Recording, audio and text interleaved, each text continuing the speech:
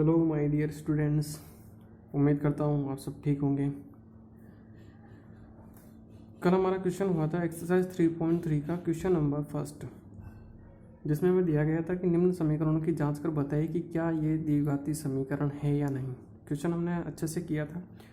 वहीं आज ऐसे इस क्लास को थोड़ी आगे लेकर चलता हूँ और पहुँचते हैं हम क्वेश्चन नंबर सेकंड के ऊपर। Exercise 3.3 question number second question से हमें दिया गया है कि गुणनखंड विधि द्वारा निम्न समीकरणों को हल कीजिए। गुणनखंड विधि अपन जानते ही हैं, कक्षा 8th से ही पढ़ते आ रहे हैं। गुणनखंड विधि द्वारा हमें इन समीकरणों को सॉल्व करना है। इसी का मैं क्वेश्चन नंबर थर्ड यहाँ पे लेता हूँ।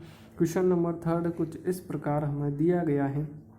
√3x² + 10x + 7 √3 = 0। हमें इस समीकरण के गुणनखंड विधि द्वारा हल ज्ञात करने हैं। अब देख लीजिएगा ध्यान से, यहाँ पे x की पावर 2 है, यानी कि यह है एक द्विघात समीकरण है। दैट मीन्स इसके दो गुणनखंड विद्यमान होंगे, यानी कि दो इसके मान जो होंगे, या फिर यूँ कहें कि दो मूल इसके विद्यमान हैं। वहीं दो मूलों को अपने को ज्ञात करना है और वही x की 2 वैल्यूज़ जो निकलेगी वही इस समीकरण का हल होंगे।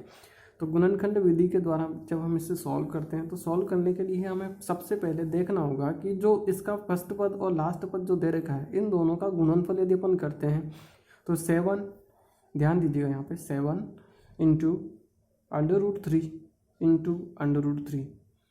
हम यहाँ चरों के गुणनफल नहीं कर रहे हैं, हम केवल यहाँ पे जो कांस्टेंट वैल्यू जो दे रखी है उनका गुणनफल याद करें। तो 7 √3 × √3 हम जानते हैं कितना हो जाएगा, 3 हो जाएगा। 7 × यहाँ पे 3 बनेगा और 7 यदि मल्टीप्लाई करते हैं तो 21 यहाँ पे बनता है। यानी कि इन दोनों का जो गुणनफल आता है वो आ रहा है 21।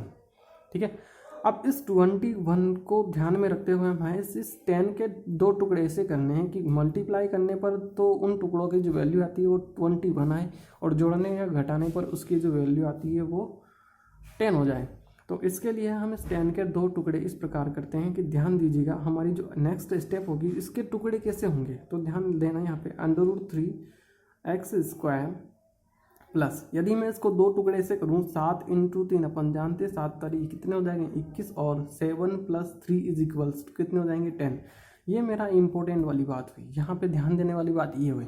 ठीक है कि 7 × 3 करने पर हमारा यही 21 आ रहा है और 7 + 3 करने पर 10 बनता है, जो कि हमें यहाँ पे दिया गया है। ठीक है।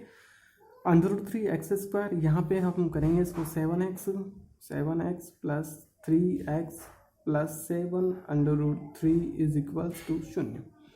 कोई डाउट है यहाँ तक? सारा क्लियर हो रहा होगा, बिल्कुल आपको समझ में आ रहा होगा अच्छे से। यहाँ से अपन यदि ध्यानपूर्वक देखते हैं तो दो वैल्यूज़ हमारी कॉमन आ रही है। अब ध्यान देना क्या क्या कॉमन आ रहा है। यहाँ पे हमें केवल x यहाँ पे कॉमन मिल रहा है, तो मैं अगले चरण में इसका x जो है वो कॉमन ले लेता हूँ। तो यहाँ पर बचेगा √3 एंड x प्लस यहाँ पे बचेगा मेरा 7। ओके, इन दोनों पदों में से फिर हमें कुछ ना कुछ कॉमन लेना है और कुछ कॉमन लेने के लिए देखिए जो हमारा पीछे का पद आ रहा है ओनली फॉर 7 आ रहा है, यानी कि हमें यहाँ से √3 कॉमन लेना पड़ेगा, तब जाके यहाँ पे कितना बचेगा 7 बचेंगे। ठीक है। तो सेकंड में मैं यहाँ पे ले रहा हूँ प्लस के √3 कॉमन। ठीक है। तो ध्यान दीजिएगा मैंने केवल √3 कॉमन लिया है यहाँ पे। इस 3 की यदि अपन बात करते हैं तो ये जो 3 है इसमें दो √3 छुपे हुए हैं, यानी कि दैट मीन्स अपन जानते हैं यहाँ पे हमने किया था जैसे कि √3 × √3 कितना हुआ था 3।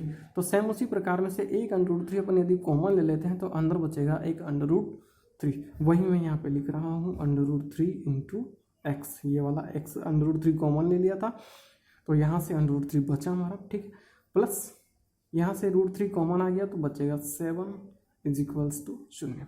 कोई डाउट? नेक्स्ट स्टेप, अब इन दोनों पदों में से हमारा यहाँ पे कॉमन आ रहा है √3x + 7। ठीक है, ये पूरा कॉमन लिया। इसके बाद यहाँ पे बचा x, यहाँ पे बचा √3 = 0। अर्थात हम इन दोनों ही गुणनखंडों को अलग अलग शून्य के बराबर करने जा रहे हैं, यानी कि √3x + 7 = 0 या x + √3 = 0। इससे हमें क्या मिलेगा, x की 2 वैल्यू मिल जाएगी और वही हमारा क्या होगा, इस जो समीकरण हमें दे रखी थी इसका अभिष्ट हल होंगे। ठीक है, यहाँ से हम 7 का पक्षांतरण करते हैं तो यहाँ बचेगा √3x = -7 और यहाँ पे हमारा आएगा x इज इक्वल्स टू, ये उधर जाएगा माइनस के √3। तो ये तो देखिए सॉल्व हो चुका है। यहाँ पे x की जो वैल्यू होगी वो माइनस के 7/√3 हो जाएगी। अतः समीकरण के हल, अतः समीकरण के हल x is equals to -7/√3 and x is equals to minus के √3 आंसर। इसी का सेकंड क्वेश्चन, अगला क्वेश्चन अपन का सॉल्व करते हैं, जो कि क्वेश्चन नंबर 5 है हमारा। क्वेश्चन नंबर 5 में कुछ इस तरीके से दिया गया है कि 1/x -